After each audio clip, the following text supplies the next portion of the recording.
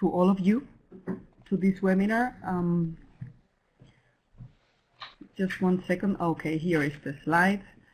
So welcome to this webinar on opportunities for the European researchers under the U.S. National Institute of Health grants, and where in particular we will be looking at eligibility, available grant types, how to identify research grant opportunities, including also the process for application development, submission, and peer review.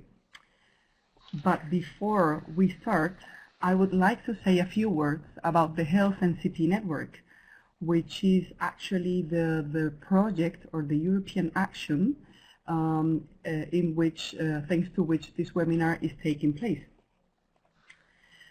The Health NCP Network is a coordination and support action. It's a project funded by the Societal Challenge 1 Horizon 2020 program to help national contact points for this challenge to get together and work to improve their knowledge on the content of the program, to also improve their skills and be able to give a good service to the applicants back home in the different member states and associated countries, and also third countries to Horizon.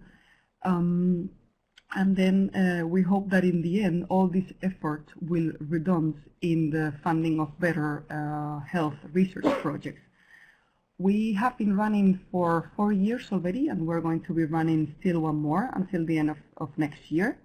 The type of activities we do are, most of them are targeted only for national contact points, but also this is the core of our activities, but we also have some activities which are open to the applicants community, to the research community, and like this one, like webinars, and also we have international brokerage events which help potential applicants to get into consortia to submit proposals jointly to the SC1 calls.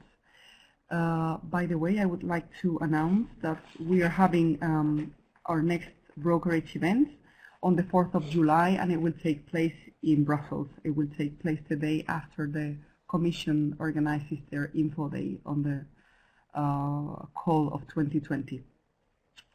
And finally, we also, in the project, we also work with the European Commission, so they give us some hints, some mentoring on the program, and at the same time, we also provide them feedback on issues that we detect during the implementation of the programs by working with the applicant community, with the proposers, and we give this feedback in a very structured way to the Commission, so that they can improve the programs.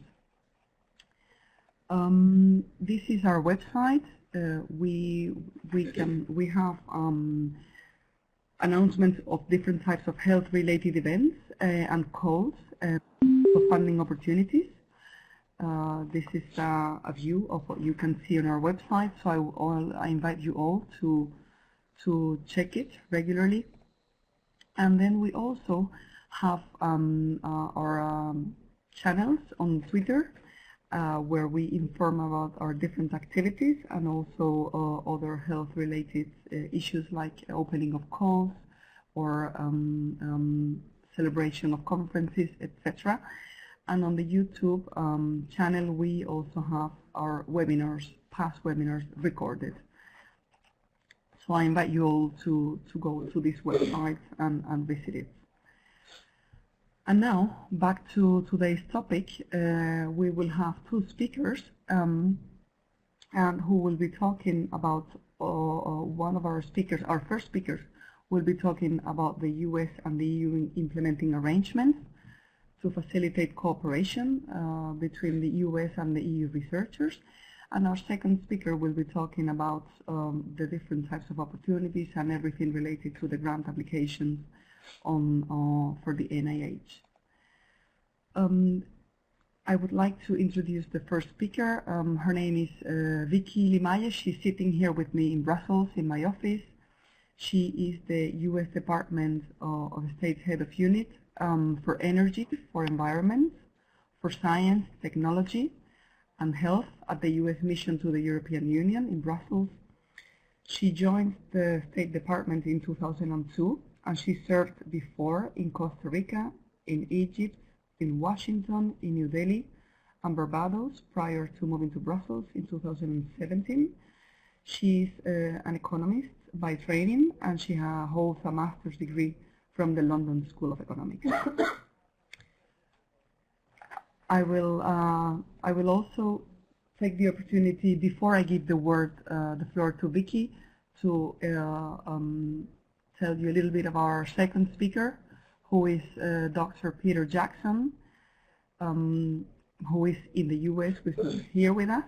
So for him, this is very early morning, well, around 9:30.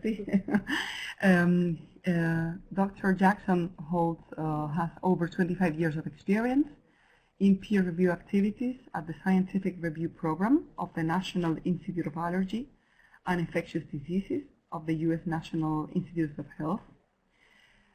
He has experience in the management of the peer review of solicited and unsolicited small and large grant applications and contract proposals in all research areas relevant to the National Institute of Allergy and Infectious Diseases, and has delivered a grantmanship training in North and South America, Europe, Africa, and Asia. He holds a PhD in biochemical parasitology from the Rice University, and he has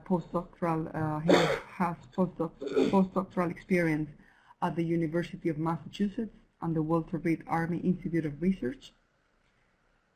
He joined the NIH in 1990 after working at the American Institute of Biological Sciences, where he helped manage the peer review of U.S. Agency for International Development malaria vaccine grant applications. So I am sure he will be able to share with us all his experience. So without further ado, I would like to give the floor to Vicky Limaye, please.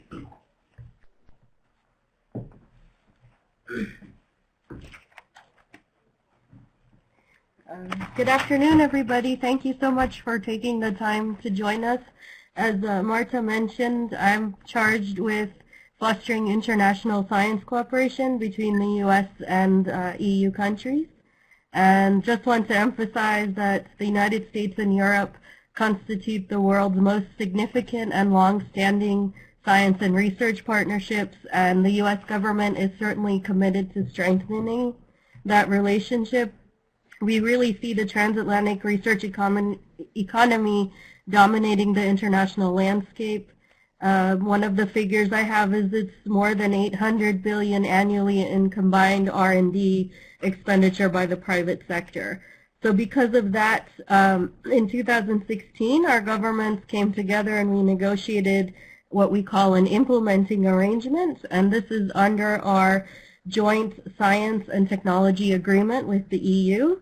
And the point of that was to make it easier for researchers on both sides of the Atlantic to cooperate.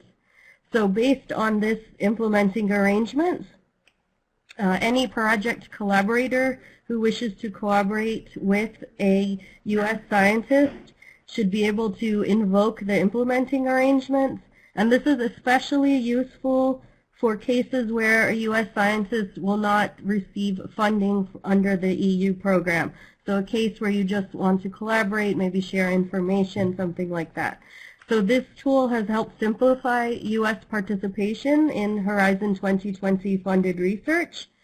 Now we still have some problems that remain despite this instrument, some legal and financial hurdles, and sometimes our scientists are still being asked to sign a grant agreement even if they are not what we would consider to be a financial beneficiary. So sometimes this results in misunderstandings or the researchers ultimately deciding not to participate in a project.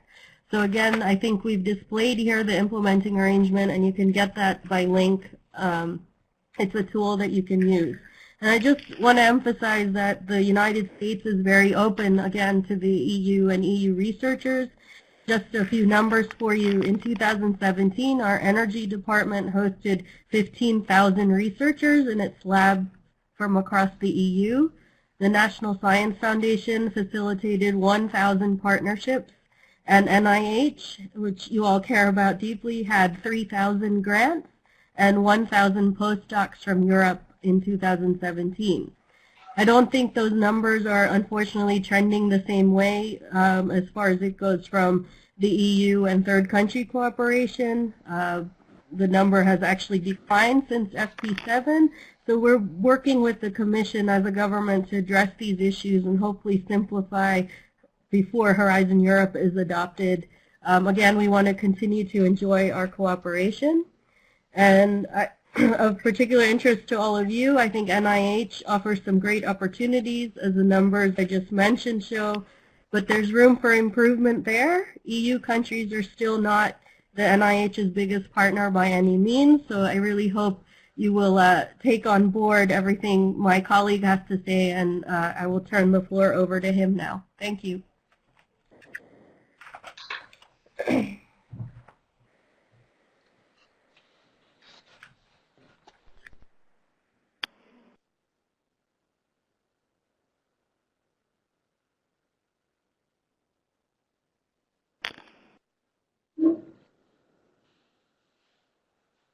Good afternoon, everybody. This is Peter Jackson, and I'm honored to be with you here today to talk about the National Institutes of Health and its grant programs and their availability to EU investigators.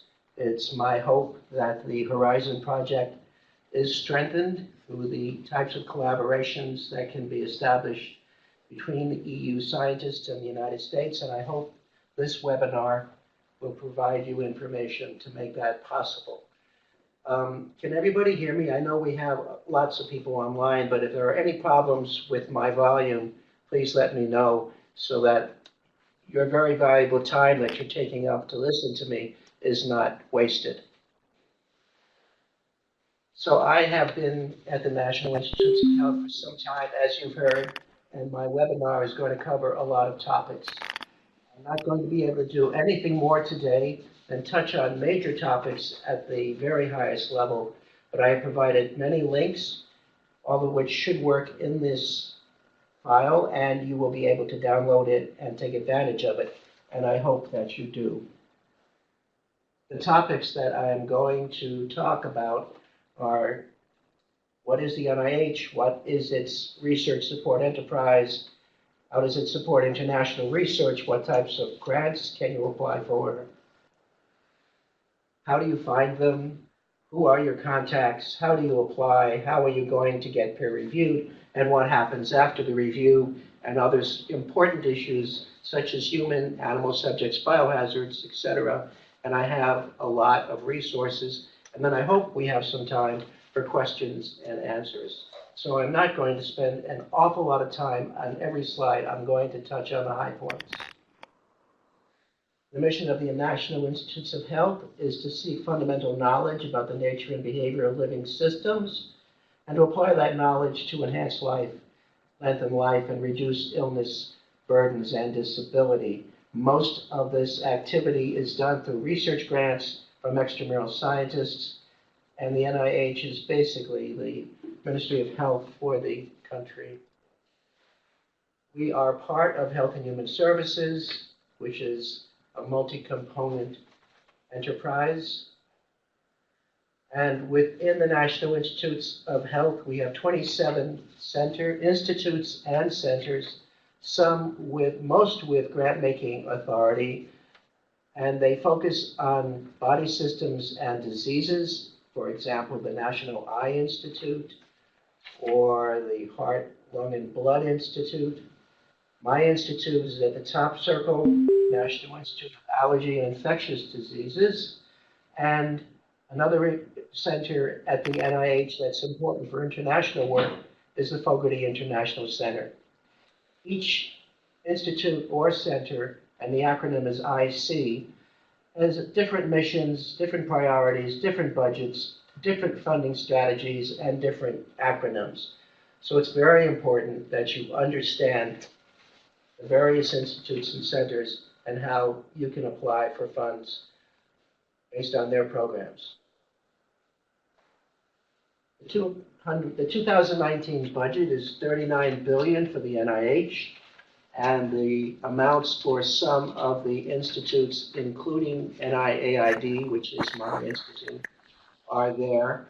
The largest institute is NCI. We're located in Bethesda, Maryland. On campus, we have multiple buildings, obviously. We have about 1,500 principal investigators working in our intramural program, 6,000 researchers, about 27,000 staff. We have a huge clinical center, a huge library of medicine, and only about 10% of our budget, I should say, supports intramural research. I'm sorry. We have sites in Maryland, North Carolina, Michigan, other states.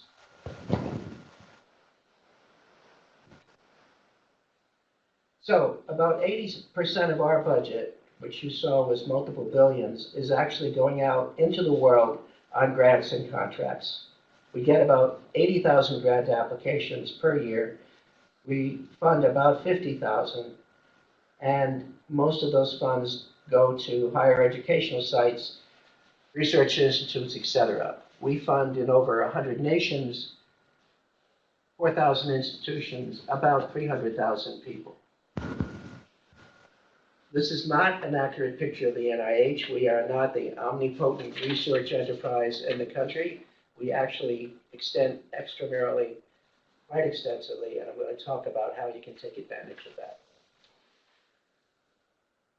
We support international research because there are special opportunities that are available internationally, diseases, populations, environments, etc., that we cannot find in the US. There's also special relevance of this opportunity to the missions of a particular institute or center. And the possibility of advancing research is significantly increased if we can work internationally. We also generate science excellence, we drive innovation, create jobs and economic growth, and have a variety of other positives because of that. The particular links are available to you. There's a lot of information for foreign grants under that link. With respect to grants with international components, you can have a grant which is based in the US, but it does reach out to researchers in other countries. And in NIAID, in 2017, we received about 2,400 applications that included foreign components, and we awarded about 1,270. So you can see that you may not be the overall PI for an application, but you can be a foreign investigator on an application funded through an American investigator and still have a significant chance to advance your research. We have a very strong interest in global work because of the work that we do in infectious diseases, and Tony Fauci, our director, has written extensively about this.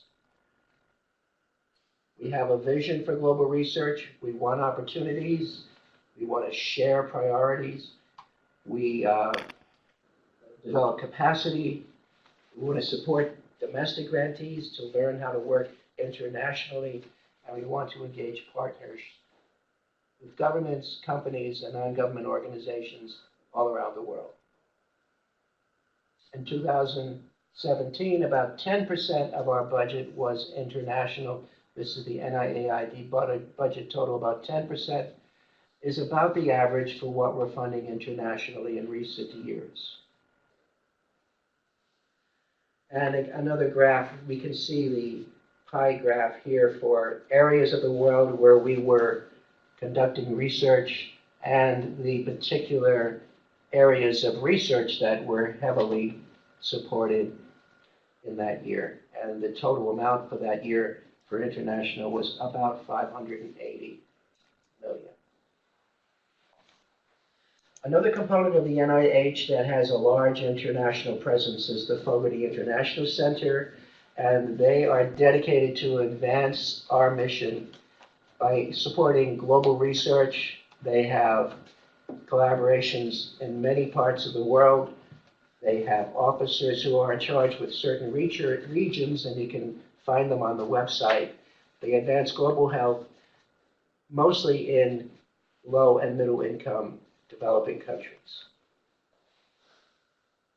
They have about 6,000 scientists under support. They have a variety of programs that you can look at, and you can look at your status and eligibility and how you can get awards. We have about 500 projects in 100 U.S. universities.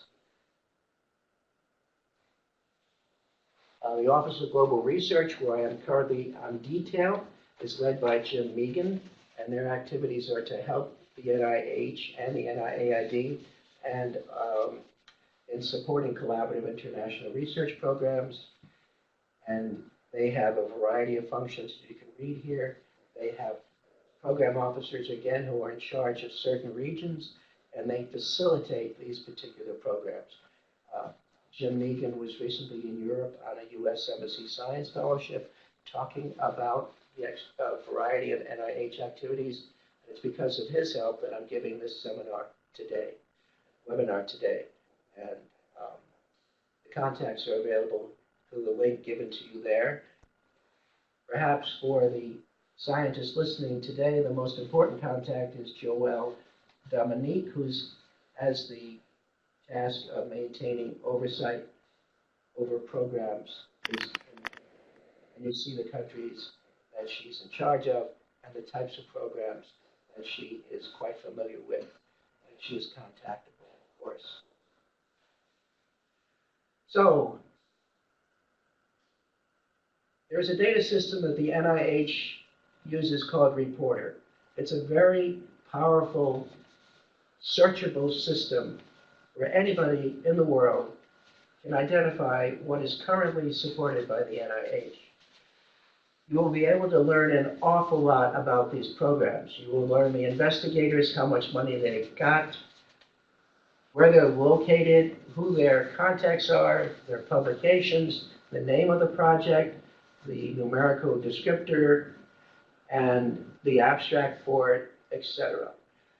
With respect to the EU, you can search all the countries in the EU and see what sorts of NIH awards they currently have. So I just decided to look for any grants currently in existence in Spain. You get specific award detail. I know you can't read this, but you get an awful lot of information about the project. And some of it, for example, is this. We have the current awards in Spain, the number of the project, the title of the project, contact PI, that means the person who is important on the award, and where that person is. And we have three. One of the awards is what's called a research project grant, and that's an R01. AI means it's for the National Institute of Allergy and Infectious Disease, and this is just the serial number, and this is the year of the award. An R21 is an innovation type award, exploratory grant. It's only for 2 years. Again, it's our institute, and this is the information about the person. And here we have a research project grant from the Cancer Institute with Thomas George, and these are the institutions. So you can do a lot of searching in a Reporter. You can download those reports and you can learn what's currently available. And why do you want to do that? You'll learn work that's currently being funded, and you can decide you don't really want to try to compete with something that already has an award. You can learn who your potential collaborators are. You can also learn who you have to compete with. It's a very powerful tool. It's information that you really need before you start to decide what you want to apply for. So the next topics that I'm going to cover are quite detailed, and they have lots of information, and it goes all over the map in terms of funding. You have the grant types, how you find them, who you contact with, how do you apply, etc. And again, I'm not going to be able to go into the great detail, but I hope that I give you enough information that you do take the time to search through this information and learn what you need to know to be successful. Now, I realize that a lot of this is going to require you to take time, and I hope that you don't get frustrated, because it's really worth the effort to try to learn as much as you can before you apply. Now, some people really don't want to go through all of this, and I hope that you understand that it doesn't help to berate us. I have had reviewers say, I really should be getting my money, applicants say, I really should be getting my money because I got such a good score, even though you decided not to fund me. Sometimes it can get a little tense, but the problem is we can't just do that. We have federal funds. There are laws on how they're dispersed. There actually is grant law. And if we don't disperse the funds properly, there are penalties. The fact is we have a competitive basis for making awards. So the best thing to do is to try to see how you can compete successfully. How do you interact with us? There are three main ways that you can as an applicant. You can apply for your own funding for any research project that you want to, because it's of interest to you, and you can do it at any time. And you're going to use an instrument called a funding opportunity announcement of a particular type, a parent funding opportunity announcement. And you're going to use the one for the particular grant mechanism. Let's say, for example, you want to apply for a research project grant, much like some of those Spanish investigators were awarded. Research project grant has a parent FOA, and that's where it is located on the web. It's going to contain, every FOA contains all the documents that you need to apply. It also tells you schedule, it tells you who you can contact, it tells you some of the specifics about what the review criteria will be, and it also will tell you information with respect to human and animal subjects, etc. Some of the FOAs will be calling for clinical, you may want to do clinical trial work, in which case you have to pull up a FOA that allows for clinical trials. So your parent FOA would be the one that allows for clinical trials. Or you may want to compete, instead of using a parent FOA, you may want to look at what an institute is offering as a call for research in a particular area. For example, the institute may be interested in developing new vaccines against tuberculosis. They will issue a FOA of the type called a request for applications, or an RFA. It will be very detailed in terms of the type of research it's looking for. It's going to have specific review criteria. It's going to have specific schedules, dollar amounts, etc. All of that will be in the FOA, including if you are eligible or if a clinical trial is allowed. Also, you may want to have an opportunity to compete for a contract.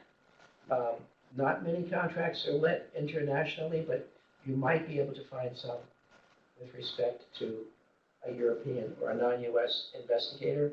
And remember, a contract means you're competing to do a specific set of work. NIH wants to buy something, be it effort or product, and it's going to be in a contract. Contract FOAs are called RFPs, and they are also searchable. You can also apply indirectly. You can apply as a foreign component on an award which is made to a U.S. investigator. Getting a subcontract for that type of work, and you will see in the FOA whether or not foreign components are allowed, and there are a whole specific issues that you have to follow as a foreign applicant on an award to an American. I think it's very important to think about the idea that if you're new to the NIH, this approach, as a foreign component, is probably the safest, because the American or the U.S. investigator is going to have experience with the grants process, and you can learn from that and increase your odds of getting it. Now, the Institute also has intramural research programs. Each institute that has an intramural research program does allow collaborations. Nee, You ich can get mache hier trained. ein Webinar übers Telefon, damit du da nicht belästigt wirst. I'm sorry, I didn't understand that.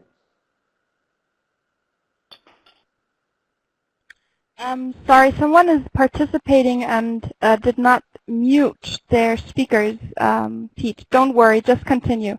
And whoever was talking, please would just switch off or mute your microphone, please. Thank you.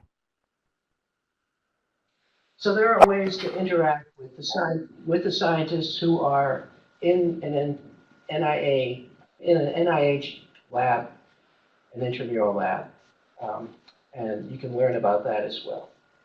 And the final way to interact is you can take advantage of our resources at NIAID or resources available from the other institutes. For example, if you want to screen a drug, we have contracts to screen drugs in certain animals, certain types of drugs.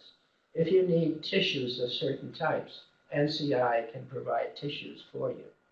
Some of these resources require you to have a grant already, and some do not. But what they do is that they take away from you the burden of having to have a particular animal colony or a particular technique or a particular anything that you need to do to get your research done. All of these are available on the resource pages from the institutes. And you have to contact the particular people identified on those pages in advance, of course, in order to gain access. And there are criteria for getting that access. So how do you get an NIH grant? Obviously, the scientist thinks of an idea and wants to write an application. That scientist is going to identify which institute they want to apply to. They're going to identify which FOA they want to use, the types of grant that they want, and they give it to their folks at the institute who are in charge of grants administration, and the institute is going to submit it, and it's going to come to the Center for Scientific Review. The Center for Scientific Review is an institution on campus with a dual function. It looks at the applications and makes sure that they fit the requirements, and then assigns the application to different places for peer review. If it's an RFA, it's going to come to a review group inside an institute. Or if it's an application like an R01, in response to a program announcement, it's going to go to a review group within the Center for Scientific Review. That's called the study section. Whoever gets the application is going to go to a person called the scientific review officer, who's going to look at the application, identify the types of reviewers who are needed to evaluate it, and submit that material to the reviewers. Let's say it's a study section, who are going to evaluate it by certain criteria, which again are in the FOA, and they're going to look at it for scientific merit. If the institute sees an application that comes out of review with a very good score, if that research really is well within the interests of the institute, and if there are available funds, the chances are high there will be an award. There's a second level of review by a board of scientific advisors to each institute that takes place after the initial review. Generally, it's a rubber stamp to what the reviewers wanted in terms of thinking about merit. There are some small amounts of money available for some applicants if they are close to getting an award but didn't get as good a score as they might. So the advisory council can do a little bit of work on the fringes of the pool of potentially fundable applicants.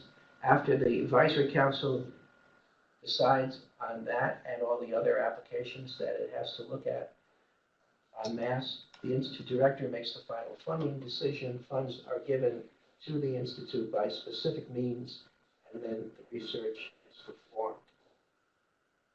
I don't want to pretend that this slide is somewhat unusual in terms of process, but we're going to go through this in a little more detail so you understand how the NIH does these steps. Everything comes through electronically. The process takes time. First, you need to register as scientists and as institutions in grants.gov and eRA Commons, which are websites that you will become familiar with if you plan to work with us. This is the timeline frame for trying to get registered. And I want to make it clear that after the application comes in, it may take 10 months or so before you're going to see any money, and perhaps even longer if there have to be more negotiations. So you've registered. Now you're going to find a funding opportunity, what type of grant, what your requirements are. You're going to prepare your application according to the FOA and the instructions therein. And then you're going to submit it, and there are ways to track its progress through that system that I just detailed using eRA Commons. And there are lots of questions about how this gets done, and here's a good set that you can look at. And if you have others, remember, there are people identified in every FOA from the Scientific Review Office, from the Program Office, the Grants Management Office, that you can talk to if you have any questions about the FOA before you apply, and if you have any questions about after you apply, what's going on.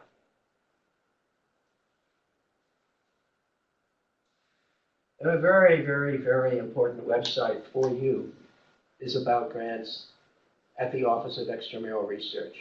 It is going to provide you in a very structured way lots of detail about every step of this process. Every American applicant religiously uses this site, and I urge you to do that also. There's also part of this a grants process overview, which talks about your steps. It's an extremely well-detailed and structured site. Please use it. Every single one of these links, it works, and it tells you how to plan your application. And some of the topics I've already talked about. I want to make the case that I honestly think that there are some scientists in the U.S. who plan their summer vacations with more detail than they plan their applications. And when you sit down and talk to them and say, did you go to this website? Did you go to that website? They just look at you and say, no, do I have to? And it's very demoralizing. But the truth is, every single well-funded applicant in the U.S. leaves nothing to chance. They will call you up, like I've had calls from directors of oncology at major medical schools say, hey Pete, what does it mean on page 3 of this funding opportunity announcement? What do I do? I give them the answer. They don't leave anything to chance, and they get awards, and that's a very good lesson to read. You're going to use the funding opportunity to find your FOA. They are publicly available. There are various types of funding opportunity announcements.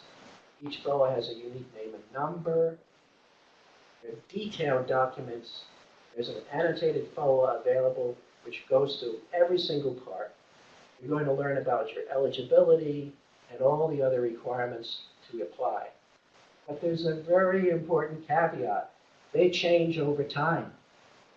A FOA may be changed a month after it's issued with information that is very critical for you to know. Like it may say, the budget's changed. We're only going to be able to fund maybe 2. And the original FOA says, we can fund up to 10. So if you don't go back to your FOA and make sure in the 3 months or so that you have to apply, once it's published, to when the application is due, you have about 3 months. Go back to your FOA, see if it's changed. I've had applicants been told, when they submit, oh, didn't you see the FOA got changed? And your application is no longer within the requirements in the FOA. And that's a tragedy. So make sure that you don't do that. Basically, make sure you know your FOA. The NIH Guide for Grants and Contracts is your main avenue for finding open FOAs. You will be able to search it, you can download it, you can get NIH Guide information for various types of FOAs from various institutes. You can search it for keywords like malaria, tuberculosis, etc. You can link them together. It is your main Bible for finding out what's available. So we fund grants. They have unique names and numbers. For example, the research series are R01s, R21s, and R03s. I urge you to consider that these are the most likely to be applied for by non-U.S. applicants. R03s are small grants, up to 2 years, $50,000. R21s are exploratory grants. You don't need much preliminary data. I think it's $275,000 for a maximum of 2 years if you cannot apply more than one. You cannot get more than one award. R01s are your basic bread and butter research grants. If an American investigator is getting R01s, they're considered really competitive, good people. They're generally 4 years, maybe 5 in length.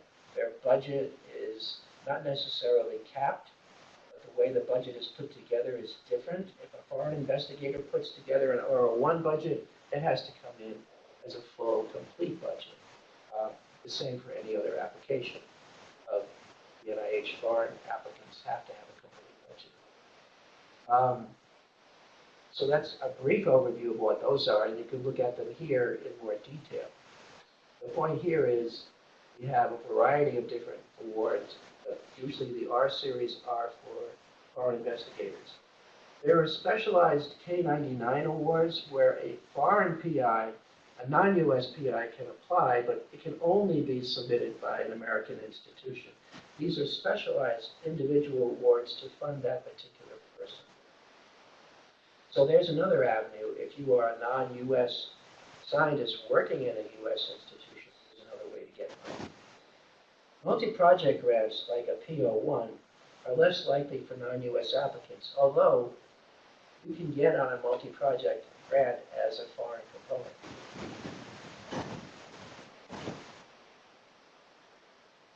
The U grants are more complex, and U simply means that this type of an award is going to be an award where there's substantial program involvement with respect to the scope of the research. And they are solicited. Again, you can have foreign components on use if you're allowed in the FOA. Within the contracts, you may have some contracts available for foreign people as well.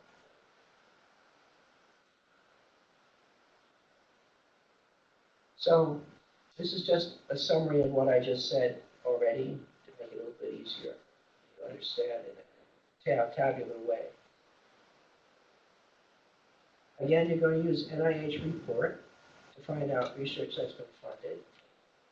You can also go to every institute and find out the research priorities and the types of specific initiatives that they are interested in funding. So check that work, because let's put it this way. Maybe there's an initiative from NIAID which talks about, we want new ways of analyzing clinical trial data, specifically for HIV. But there may be another FOA from another institute, let's say the Heart Institute, which says, we would like to have different ways to analyze clinical trial statistical data for heart research. And if you're a statistician who likes to analyze clinical trial data, you may consider sending in 2 different applications, one to the Heart, Lung, and Blood FOA, and one to the NIAID FOA. So you need to expand your environment and your thinking about how you can apply to the NIH in different areas. And you're going to need multiple funding sources if you're going to have overlapping support for your programs for several years. Also, another trick is to use the information available from every institute on its financial plans. In other words, how far into the pay line is it going to fund? Let's say that applications that score very well, let's say a score between 1 and 2, let's say 18 and below, will be funded by one institute, or another institute will say, we have enough money to support applications up to a level of 2. Well, if you're going to look at an institute for a particular type of instrument, like an R01, you want to know what pay lines are going to be supported. And you're also going to know what your success rates are for applicants.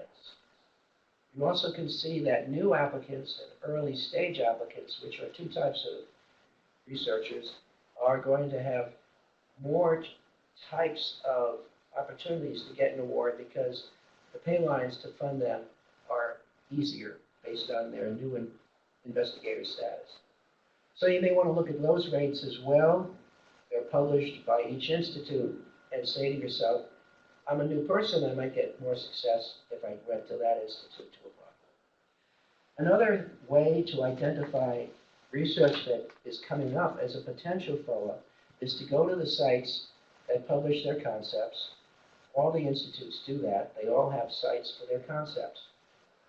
I mentioned the advisory councils that have a role in making decisions, final decisions about, some decisions, excuse me, not the final, but major decisions about funding some applications. Well, those particular councils also approved ideas for future FOAs, which may become real FOAs in, say, a year and a half to 2 years after the council meets.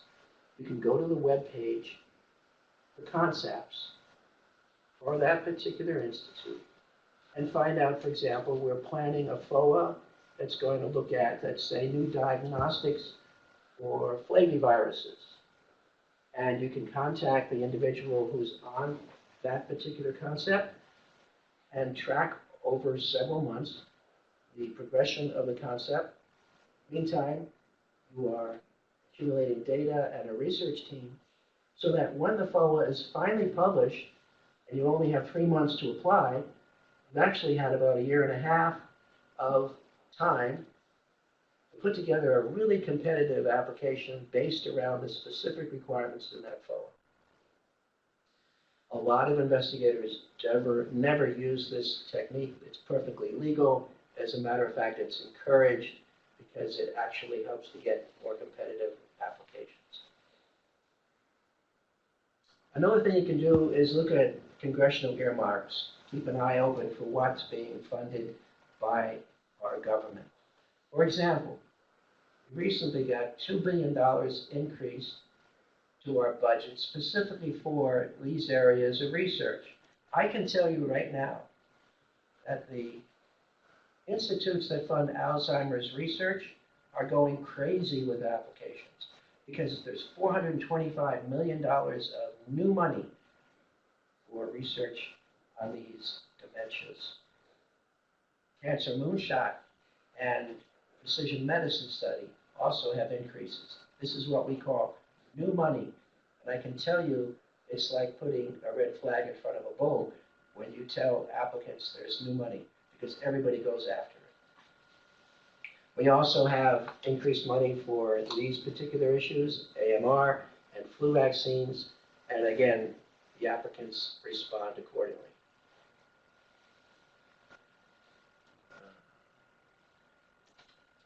Make sure that you do not miss your grant submission date.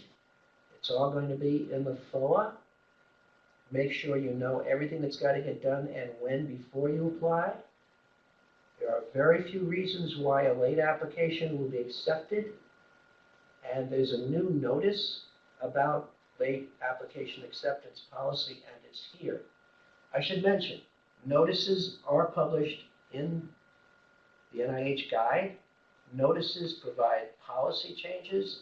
They provide information about what's going on at the NIH with specific programs. They provide information to applicants about how processes change. You can actually press a link at the NIH guide for recent policy changes. And I should mention also that you can have the NIH guide push to you anything that you want out of it. Recent FOAs, notices, etc. So you don't have to do all the searching. You set it up at once, one time, and then get the information. So the peer review process, I got to speed up. These are the goals. We hope that it's fair, competent people do it. We have standard review criteria. We want everything transparent, and we want to keep it confidential. You are going to be able to talk during, before, during, and after the review process with program, review, and grants management people. They're all identified in the FOA. And if you don't talk to them, shame on you. Always talk to your links at the NIH. We really do want to help you. And there are certain reasons why you have to talk. The SRO looks at the applications assigned to that particular institute or that study section. We identify conflicts of interest. We identify non-conflicted reviewers. We recruit them for particular roles and particular applications. We manage the review meeting. During the review meeting, non-competitive applications are identified, and those are not going to be thoroughly discussed. Discussed applications are evaluated and scored. The reviewers have about 4 weeks to make their decisions about applications assigned to them before the meeting starts. We're going to prepare summary statements, and we're going to report scores. Program officers are going to be writing the FOAs. They are important contacts for you before you apply. They may attend a review meeting. They will confer with applicants before the review and after the review, and they make decisions on scoring, and they manage portfolios of awarded grants. The grants management officer is in charge of all the financial aspects of the application. They can be contacted before the review meeting. They're in charge of money matters after the review for funded applications, and they may attend a meeting. So the process for getting reviews done. Center for Scientific Review study sections review these types of applications. Institutes have scientific review officers who manage reviews for these types of applications.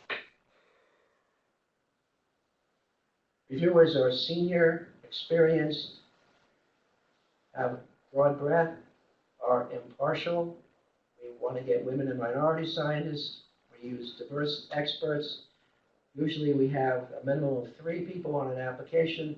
We can go up as high as we need to cover the science. A really big project, program project applications, we may have 15 reviewers. I want you to know that it isn't possible for people in Europe to be reviewers. We have used many European reviewers. If you're interested, send us a CV, send me a CV, and we can consider you for possibly being a reviewer in the future. We are very, very happy with the quality of the review we get from non-US reviewers. So evaluation criteria are in each FOA. The 5 standard ones are significance, approach, innovation, investigator, and environment. Each one of them have a definition. I have a lot of appendix slides I'm not going to talk about on this slide set. All of these are analyzed in quite detail there. The scoring system is from 1, which is the best, to 9, which is the worst. It's explained by various descriptors, and the idea being how many weaknesses do we think we have. We don't tally them up in number, but we do talk about them in terms of how serious they are. And if you have a lot of really bad ones, you're not going to get a good score. If you have a few minor ones, you might get a 1 or 2 or 3. So experienced study section members use this table religiously. So we don't have conflicted reviewers. They do sign confidentiality agreements. They get applications, instructions for 3 to 4 weeks. They send in their preliminary scores a few days before the meeting. The worst applications are probably not going to get discussed. The reviewers start with the best applications first, and they'll work their way down through the pile. They talk about the strengths and merits and weaknesses of the application based on the review committee. They discuss their based on the review criteria, they discuss their critiques, they finally decide on final scores, and the score is given to the application.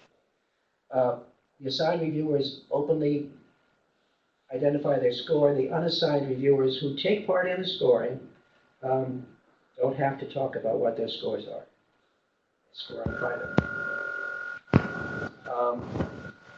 We try to cluster applications by type so reviewers don't wander in terms of their understanding of the criteria.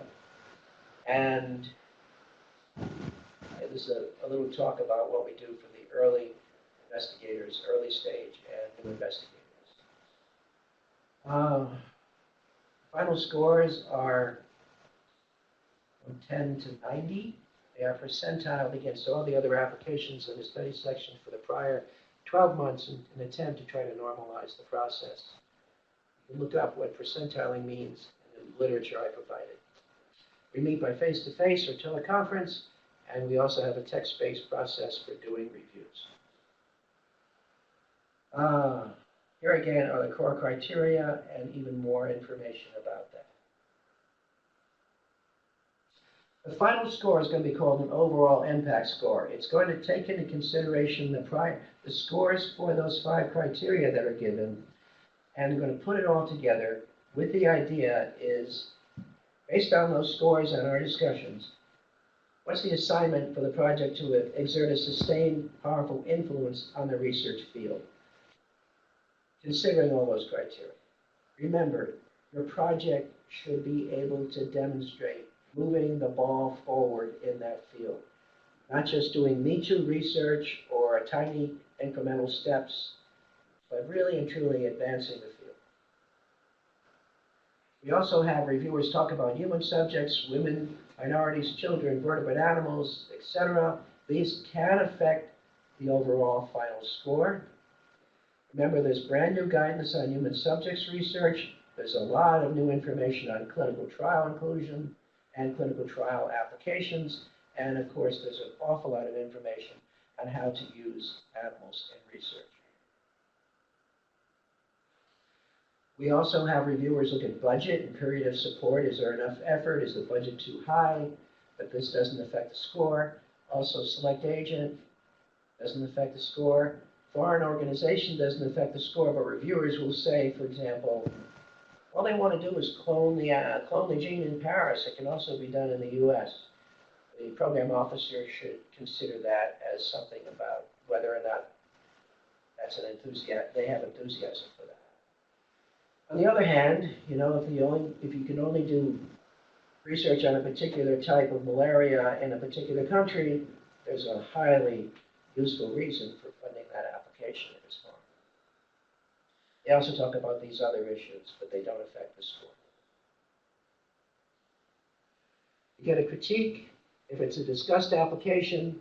If it's not discussed, you get the critiques, or if it's not discussed.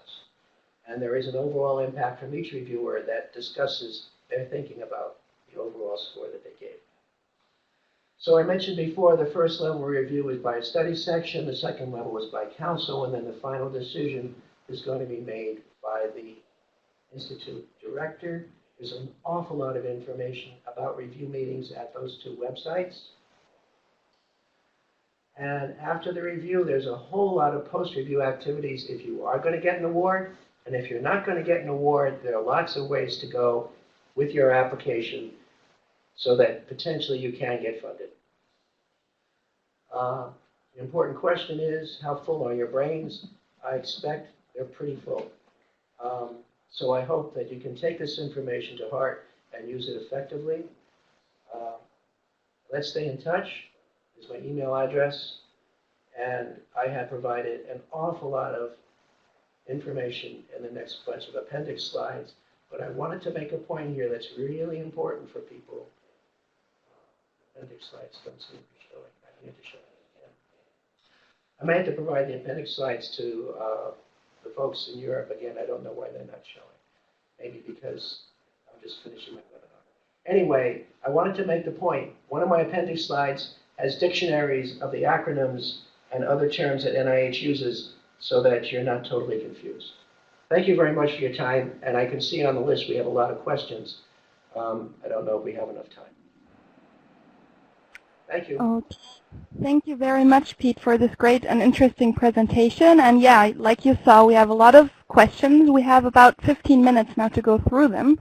And we will just start from the beginning. So is a justification for international participation needed in the proposal? Yes, it's always good to identify why it's important to consider this as a meritorious application with a foreign component. Like I indicated, there's scientific talent, there's instrumentation, there's environments, diseases, conditions, etc. You should always justify it. If it's a trivial thing, it may be an important project, but if it's just sequencing that gene, unless you have a particular technique or instrument, you risk the American investigators saying it can be done in Memphis or it can be done in Paris. So think about that. Okay. And does NIH have like contact points for researchers from the EU? People available where people can, you know, contact them and get specialized advice? Every single FOA has a scientific contact. It has a peer review person, and it has a grants management person. NIH also identifies all of the people in particular programs and extramural programs. Like there's a program officer for hepatitis and NIAID. All of these are contactable. Please take it seriously. Contact us. Okay. And is there a limit to how much money will be awarded to European institutions? There's a limit to indirect costs, but the budget that's provided is based on what the FOA instrument allows, what the type of application allows, and how much you can justify, because study section may recommend, you know, they've asked for funds for 4 years of research, but the clinical work is going to be done in the first 2. They haven't justified it the last year, so they cut the budget. And that recommendation should be taken by the program officer. But the fund limits, in general, are going to be linked to the science and how it's justified, and also what is limited by the instrument or RFA. Okay. And the funds that are provided to other countries other than the U.S., are they only granted if the particular research is not being performed yet in the United States? Again, it's very important to understand. Reviewers are experts in their discipline. They know what's going on in the world. You can search Reporter for what's being funded at the NIH. Reporter also talks about things going on in other agencies. And if it's research that's been published and it's going to be identifiable and the reviewers see it and they're going to say, I know the literature, somebody's doing this already. So yeah, it's possible that you may want to apply for something, but it's also very likely that somebody's going to say, I think this is just a derivation of what's already been done. So you have to be careful. Okay, thank you. Just one short remark. Someone is having the micro on and it's making some sound, so please would you mute your microphone so that we can have a good conversation now. Thank you. Pete, next question. Are researchers from associated countries to Horizon 2020, for instance Turkey, also eligible for NIH funding? Yeah, they are. Okay. Remember also that if there are any restrictions on people who can apply, it's going to show up in the FOA. Okay. Okay. So same applies to Swiss researchers? Yeah. Okay. I mean, anybody can apply, even if you're not part of Horizon. You can apply. Okay, understood. Thank you. So how about applications without having a U.S. partner? Is that possible? Yes, I mentioned before that as an investigator from Europe, you can apply as an independent person for like an R03, an R01, an R21, or based on the FOA, if there's a particular instrument, you can apply and it's going to say in the FOA, there's going to be an eligibility statement in the FOA, and it's part of my ancillary slides to show you what it looks like. Okay. I just wanted to add to the previous question. It really, there's no restriction on whether or not you're an EU member state or, you know, being an associated country. That's not, we're just using this forum as, because we're working here with EU member states, but that's not a restriction. And also on the previous question, we do not have a national contact point at this time. Okay, thank you, Vicky. Is it possible to say something about... I'm sorry, you became very quiet. I couldn't hear you. Sorry. Something is with the audio somewhere. Please, anybody who is participating via telephone, please mute your phone by dialing star and 6. Thank you. So there was a question on the success rates for funding, especially for non-EU, non-US researchers. Is it possible to say something on that?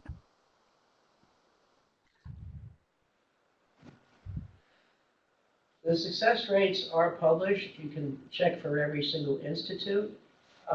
Does anybody here know if it's parsed out by EU members? I don't think it's that finely divided, but perhaps it is. I just have never looked at it that way. I think it's usually, though, just the general success rates for the various instruments. And there is generally a higher success rate if you're new and early stage. Oh. If you want to send in a CV to become a reviewer, send it to me. I see that as one of the questions. And I have that on the slide set, by email. Okay, perfect. So how about the applications? Is it possible to apply as a consortium, or are only individual applications possible? So it's possible to apply as an individual. I would indicate that a lot of research is being done in a collaborative manner, and some of my slides in the appendix talk about how you can protect your rights if you're in a collaboration. Some applications, especially multiple program project applications, do call for consortiums. Depends on what the FOA says. And there are specific rules in terms of how you want to apply. You can apply as a single PI on a single application, or you can apply as a multiple PI, wherein several people have similar responsibilities, and that allows people from different institutions to have a major role on paper with respect to an application, and whether or not multiple PIs are allowed is going to be in the FOA.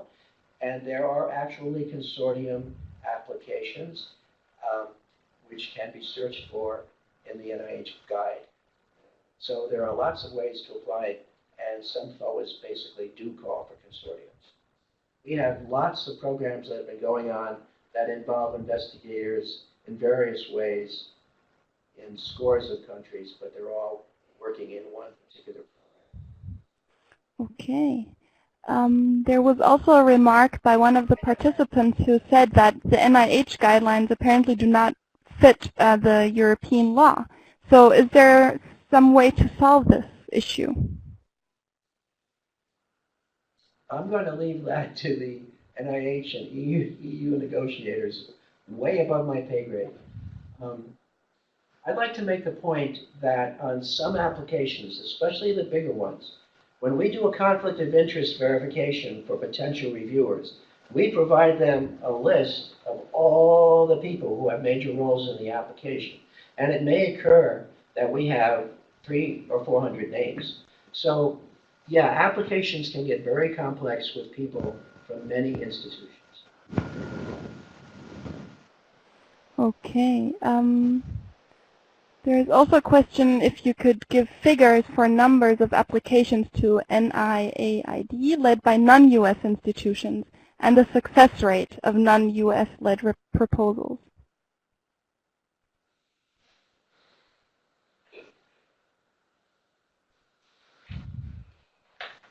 Well, that's kind of I don't have those numbers right now, but I do know that I mentioned before in 2017, right? We had 2,368 applications with foreign subcomponents, and we funded 1,269, which means we funded about half of them. And so that's pretty good. But in terms of what you're asking for, I don't know what instrument you're looking at, R1s, etc. But I'd be happy to accept any question if you want to email it to me and see what I can do on that particular score. Okay. Are EU-based researchers eligible also for the funding opportunities for early career investigators? Are foreign investigators EU for early? I believe so. Okay. You already mentioned in your talk there are predefined calls for proposals with set deadlines, right? There are set deadlines each for different calls. I think you mentioned that. Yes, and as a matter of fact, for investigator-developed R01s, there are specific deadlines. We have 3 cycles a year where we do major influxes of applications, and it depends whether or not it's an AIDS application, or it's a renewal application, or it's a new application. Okay. There are web pages that provide you those schedules, and late applications are very hard to fit into the process, although there are certain reasons why late applications will be accepted. For example, there was a hurricane or something like that, and you can look at the guidance to understand those parameters. Okay. So maybe we have time for 2 more questions. Is there a start and end, which start and end TRL technology readiness level do projects need? Is there a predefined set, or? If you are an established investigator with publications, have good data, you can think about going after an R01. If you're a new investigator who has minimal data and they have good ideas, you may want to consider an R21. If you just want to collect some samples, get some preliminary data, you may want to go after an R03. If you want to go after a big program as a new competitor to who's already involved, you need to be very considerate about how complicated the work is going to be and whether you can be competitive. You can also see what's in the FOA in terms of any restrictions potentially apply. I'm really not too familiar with the terms that were used in the question, so I'm not sure if my answer is really appropriate. I think you have, yeah, thank you. And maybe one last question before we end this great webinar, because it came several times. Is it possible for European companies or industrial scientists to get funding from NIH as well? And are there special rules for them? No, yes, it is very possible to have applications coming from companies. You very often see that an American investigator at an academic institution is going to have researchers from another company or a series of companies. Contracts are very often applied to by companies. And we do have what's called an SBIR and STTR, which is Small Business Innovation, and a variety of that in the STTR applications, which are applied to very often by countries.